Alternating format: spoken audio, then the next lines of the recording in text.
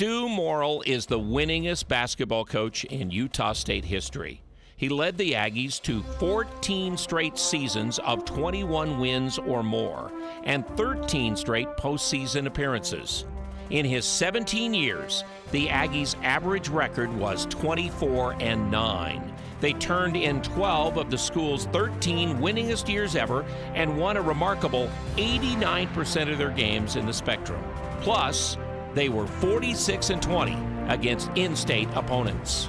I think back to when I passed Liddell Anderson in terms of number of wins way back when, and I was asked about that, and I got all choked up. Because Liddell, Dutch, Rod Tueller, all those guys were like heroes to me growing up in the state of Utah. And so when I got the call that I was inducted into Utah State's Hall of Fame, I choked up. It was, it was something that, when you look at your career, you hope something like that can happen. And when it was all over, I thought, okay, maybe I did enough, we did enough that it will happen. But yet when it actually does happen, you just feel a tremendous humility and pride in what your team's accomplished. And so it's pretty cool. The first year was just a mad scramble. I took the job in August. Larry Eustace had left for Iowa State late in the summer. We didn't have all the pieces we needed, and we just kind of, I loved that team. That team competed and, actually beat the 9th-ranked Utah Utes in the Spectrum, which really kind of got people thinking, oh, okay, maybe this guy has a chance. And, then we just had so many scholarships, and everything just kind of worked the following year. We were fortunate. When you take 7 or 8 new players, we just had a special year and get to the NCAA tournament with that group, and from there it kind of gets rolling. The crowd, the students, I had so many coaches tell me that this place is as good as it gets. And when we were rolling for a number of years, it was special. The students just were so unique and creative, and walking onto that floor as an opponent was scary, a little bit like wow. And for our players, it was motivating and something obviously they'll never forget, I'll never forget. The reason I came here was coming back home to the state of Utah, having a chance to be around family, but having the chance to win and feeling like this is a job where they've got tradition, we've got a fan base, we can win at Utah State, and we are the best job in the Big West Conference.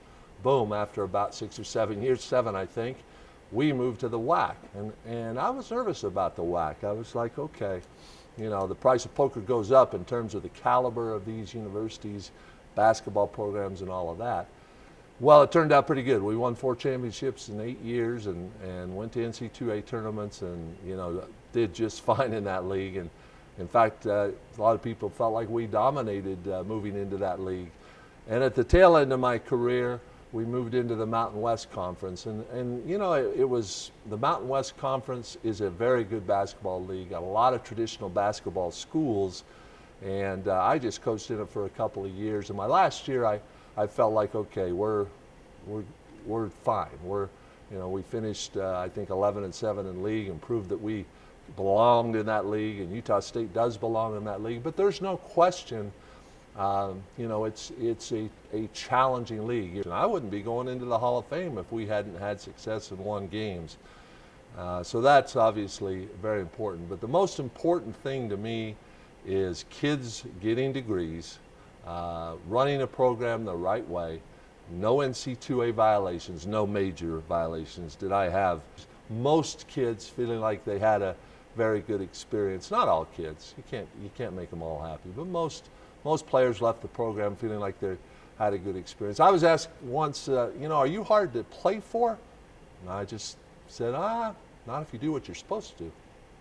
And that to me was the way it was. If you act right, if you play hard, if you allow yourself to be coached. And I had some headstrong kids, and I didn't mind that. I liked kids that would, they weren't afraid to stand up and, you know, and say, oh, I don't know about that, and all, you know, that didn't bother me, but kids needed to be respectful and act the right way. So if you acted the right way, I don't think I was hard to play for at all.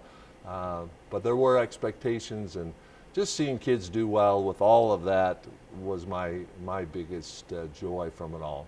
I appreciate it when people talk about the success in grandiose terms, and you know, when I reflect back on it, I'm a little bit stunned by what happened now. Looking back on it, you know, I put on a ring the other day. I don't wear rings much, but one of the championship rings, and I have 10 of them from Utah State. 10 rings, 8 NC2A watches, a number of NIT watches.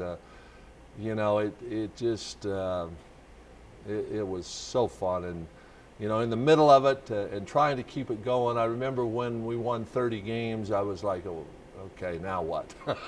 You know, there became a little bit of that kind of pressure. How are we gonna maintain this? And it's very difficult to maintain. But just the championships, the rings, the NC2A tournaments, the NIT tournaments, the fans, looking back on it, it's a little bit overwhelming. It's, you know, and I say that with all humility. There was a lot more than me that made it all happen.